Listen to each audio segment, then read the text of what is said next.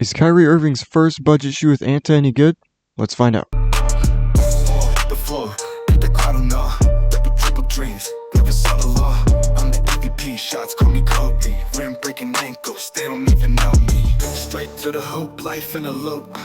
Fans in the stands, they... What's going on, guys? Noah here from Driveway Hooper Reviews, and today we have an indoor review on the Anta Kai 1 team. Before we get started today, I did just want to make mention that there will be timestamps in the bottom of the video, so if you are looking for anything in particular, whether that's cushion or traction or the uppers or quality or whatever, they'll be listed down below and you can just jump right ahead. But starting off with the tech specs really quick of the Anta Kai 1 team, you have a textile build up top with some heat melt plastic fuses all around this thing. There's quite a lot of fuse materials.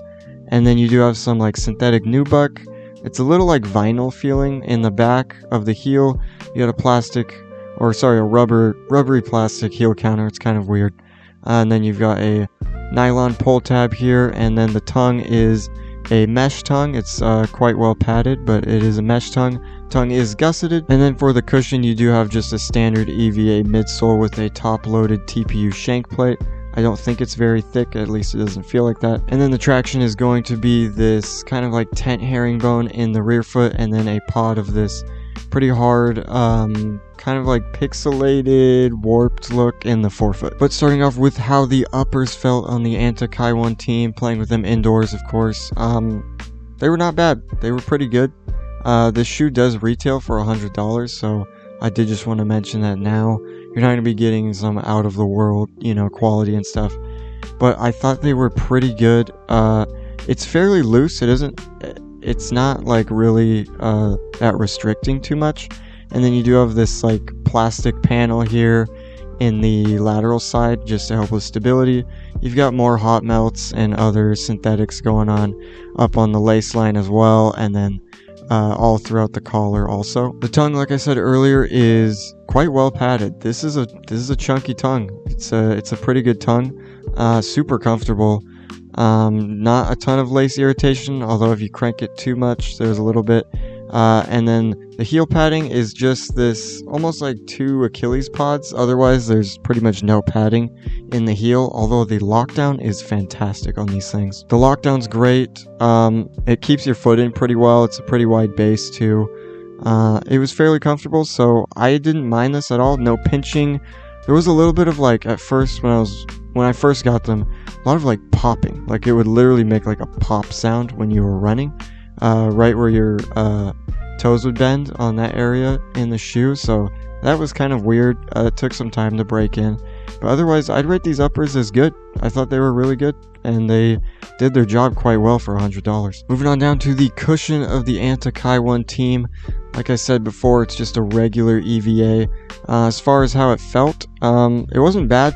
I'd say pretty much on par with the Nike GT Cut Academy. That one had Renew foam, although I swear it was tweaked because it was definitely softer than the other shoes out there with Renew foam. But it was pretty good. I didn't mind the setup at all. You had a good amount of bounce, and impact protection was completely fine. I never felt like it was like, super thin or anything. Court feel's decent. I'd say it's just average court feel, so it's pretty good. Most shoes have pretty good court feel anyways. And then the shank did help with stability and stuff, although you can bend this thing pretty good amount still, so lots of flexibility and everything. I think these are definitely set up really well for guards. But yeah, you get pretty good heel compression. It takes a little bit to like break in and warm up, and then it gets a lot better. But overall, I would definitely rate the cushion setup as good. Moving on down to the traction of the Anta Kai 1 team, and this is where this shoe starts to fall off quite a bit. I really, really, really wanted to like this traction. I really did. It has a fantastic bite when you first, put it on and get it on like a clean court. But then as soon as it picks up dust, it just falls off. I mean, this thing was sliding like ice skates. It was crazy. It was really unfortunate because I really liked this shoe up until that point when I was playing with it. You'll see it in the B-roll or whatever I have put out, the clips I have. But yeah, I was just sliding all over the place. It was really hard to find traction. It picks up dust like crazy, and even if you wipe, you're gonna have to wipe again like pretty soon. I played with these for quite a few sessions, and the traction did get a little bit better. Not anything crazy though. It definitely still wasn't very good. But clean quartz, you should be completely fine and it'll have a really good bite.